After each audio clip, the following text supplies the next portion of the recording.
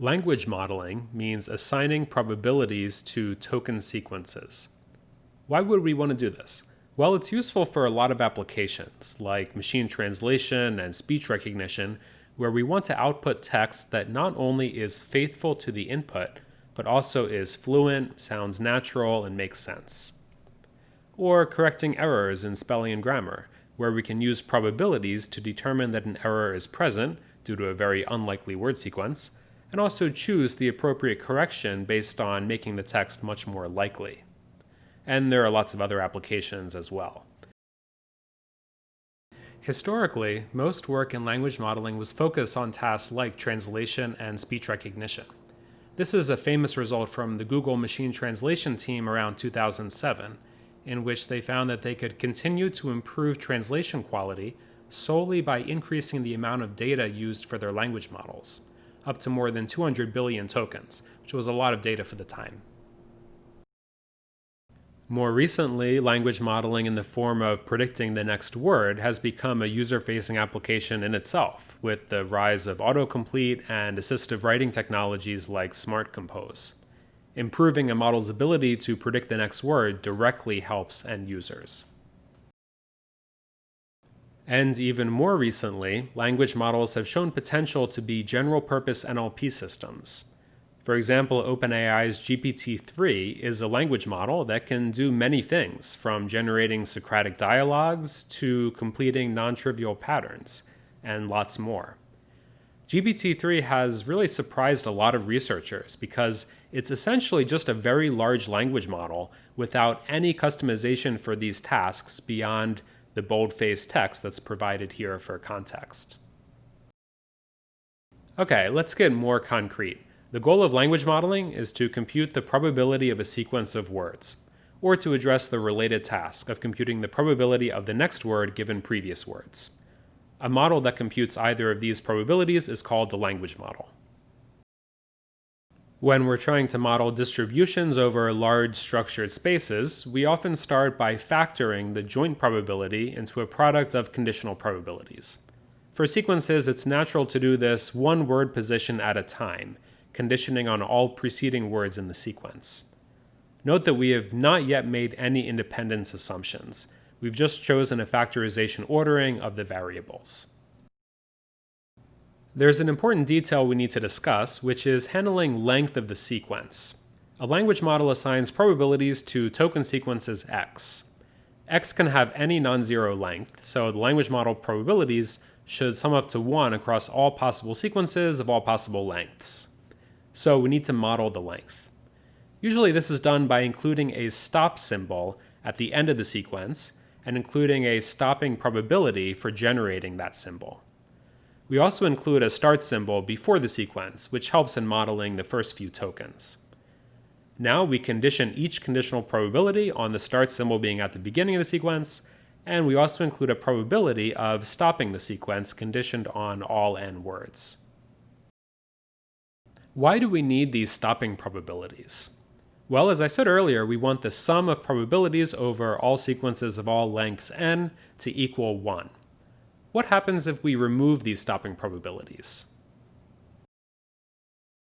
Let's compute the sum of probabilities for all length 1 sequences and the sum for all length 2 sequences.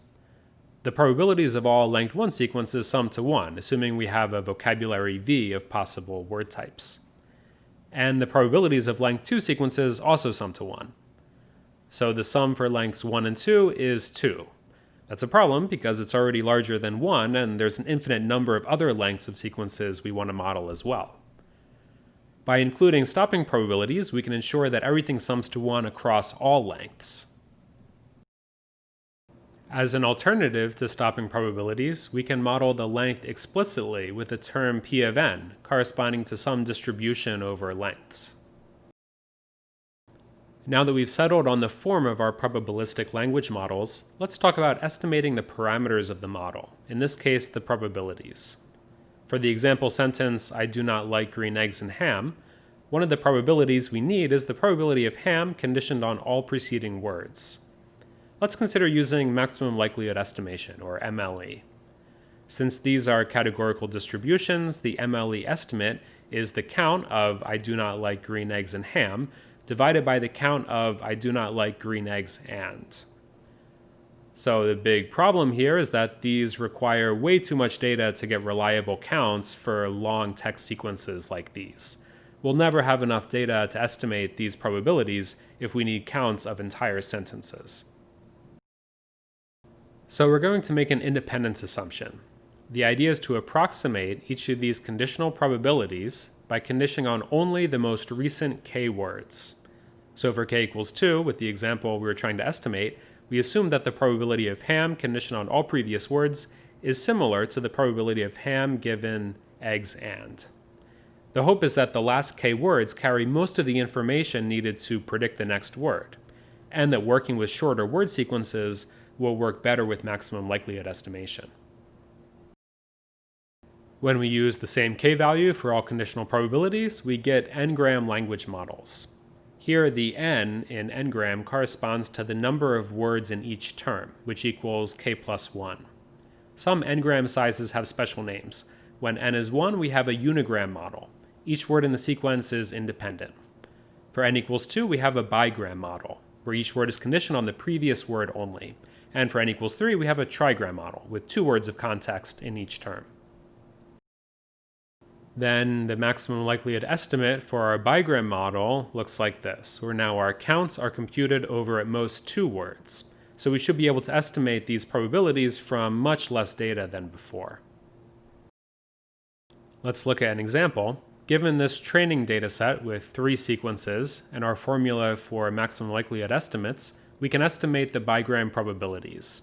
Some of them are shown here. For example, conditioned on the start symbol, the probability of I is 2/3 and that of Sam is 1/3, and it's 0 for all other words. Now that we have a language model and a way to estimate its parameters, how should we evaluate it? Well, ideally we would use extrinsic or task-based evaluation. Use the model in a system for a task, see if it helps the performance. However, this can be time-consuming and it's less direct, so if we don't see an improvement, maybe it's because we use the model in a suboptimal way. The alternative is intrinsic evaluation, which typically takes the form of computing the probability of some held-out data. The standard metric is called perplexity, which we'll discuss.